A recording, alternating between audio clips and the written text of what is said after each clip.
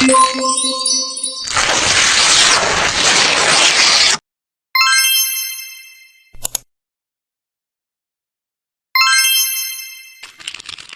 teman-teman, kita dari kelompok kita Sencita 6 akan menyampaikan video pembelajaran yaitu materi mengenai penggunaan tanda baca.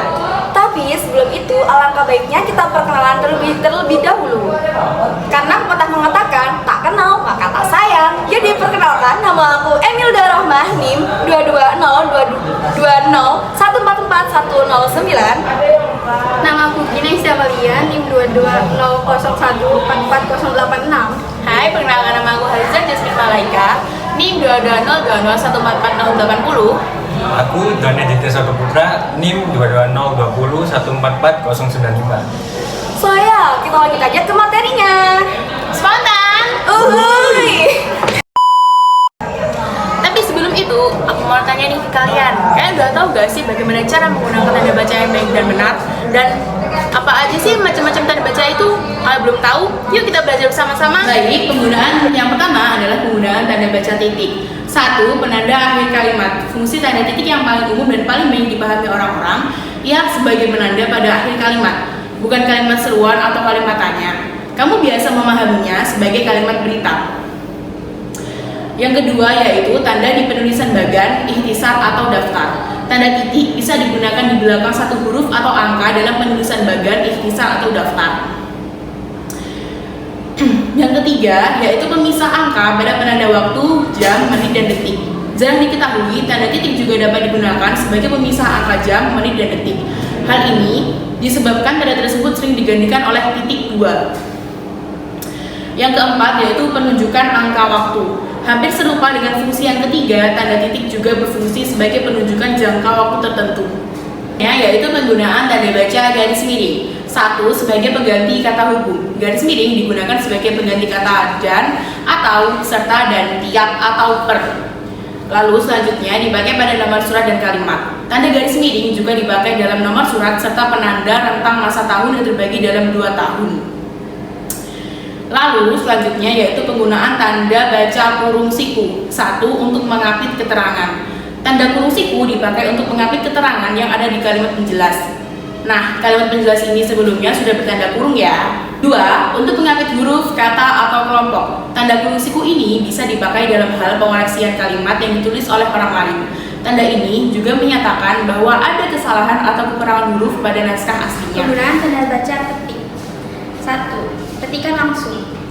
Tanda petik berfungsi sebagai pengapit petikan langsung dari pembicaraan dalam naskah atau bahkan tertulis lainnya. Yang kedua ada penutup kalimat. Tanda petik ini dipakai sebagai tanda baca ungkapan yang dipakai dengan arti khusus pada ujung atau bagian kalimat. Yang ketiga ada mengapit istilah ilmiah. Tanda ini juga biasa dipakai untuk mengapit istilah ilmiah yang kurang dikenal atau memiliki arti khusus. Yang keempat ada mengapit judul. Tanda petik dipakai untuk mengapit judul syair, karangan, atau bab buku yang dipakai dalam kalimat. Lalu, penggunaan tanda baca petik tunggal.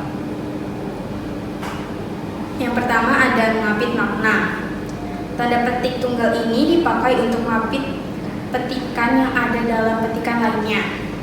Yang kedua ada mengapit petikan di dalam petikan lain.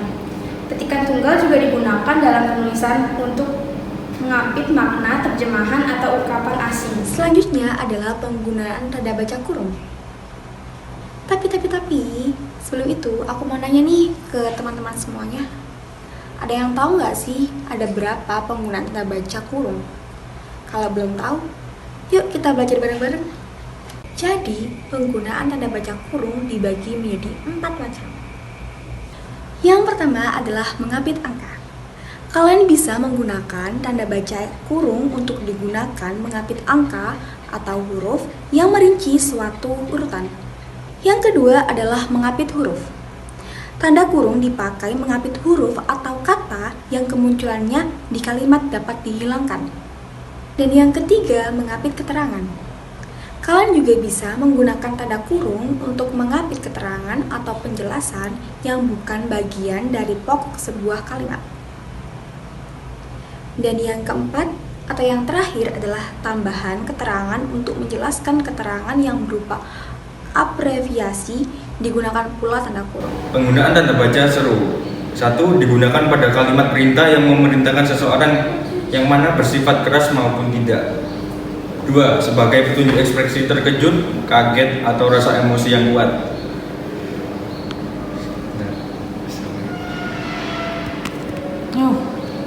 Penggunaan tanda baca koma. 1. Diletakkan di tengah kalimat. Yang digunakan pada tengah-tengah kalimat, tanda koma dipakai dalam suatu perincian ataupun penyebutan bilangan. Untuk penempatannya ada di belakang kata yang mengikutinya. 2. Sebagai perbandingan kalimat. Tanda koma berperan dalam membentuk sebuah kalimat perbandingan yang dipakai untuk memisahkan kalimat yang setara yang didahului kata yang menunjukkan perbandingan seperti tetapi, namun, atau melainkan. 3. Sebagai pemisah anak kalimat dengan induk kalimat. 4. Sebagai pemisah partikel. Tanda koma dipakai untuk memisahkan partikel dengan inti kalimat. 5. Sebagai kata penghubung antar kalimat. 6. Sebagai alat penulisan identitas secara berurutan. Yang dimaksud identitas itu ialah penulisan nama, alamat, bagian alamat, tempat, dan tanggal, serta nama tempat. 7. Sebagai alat pemisah petikan langsung. 8. Digunakan dalam penulisan daftar pustaka. Pada penyusunan daftar pustaka, tanda koma berfungsi sebagai pemisah bagian nama yang dibalik susunannya. 9. Sebagai penulisan bilangan, tanda koma dalam hal ini dipakai pada angka persepuluhan atau bisa dipakai di antara rupiah dan sen yang dinyatakan dengan angka. 10. Sebagai alat penulisan gelar. Dalam penulisan gelar akademik, tanda koma dipakai di antara nama orang dan gelar yang mengikutinya untuk membedakan dari singkatan nama diri, marga, atau keluarga. Penggunaan tanda baca titik 2 digunakan dalam penulisan identitas penerbit seperti jilid atau nomor dan halaman, bab dan ayat dalam kitab suci, judul dan subjudul suatu karangan, serta nama kota dan penerbit buku dalam daftar pustaka. Digunakan dalam teks drama setelah kata yang menunjukkan pelaku. Jadi teman-teman, itu tadi materi tentang penggunaan tanda baca. Jadi teman-teman sekarang udah paham kan apa aja macam-macam tanda baca itu dan bagaimana cara penggunaannya yang baik dan benar. Kalau teman-teman merasa ada yang mau ditanyakan, silahkan ke kolom komentar di bawah nih. Terima kasih sudah menonton video ini dan sampai jumpa. Dadah. Spontan. Uhuy.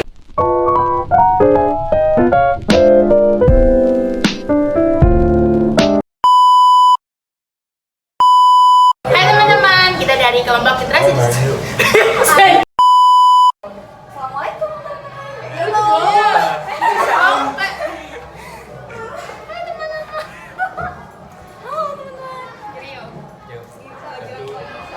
Bikin skripnya dulu sebenarnya.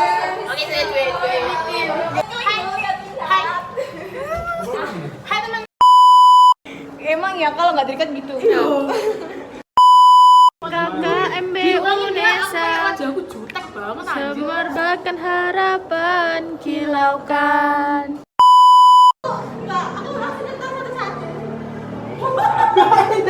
Aku mau itu kecap kok. Ayo. Apa?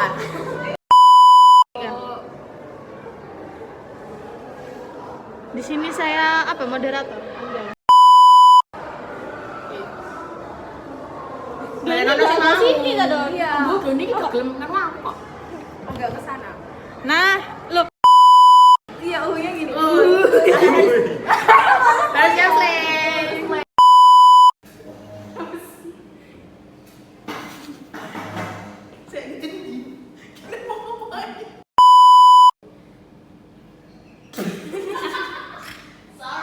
mulai dari mengapi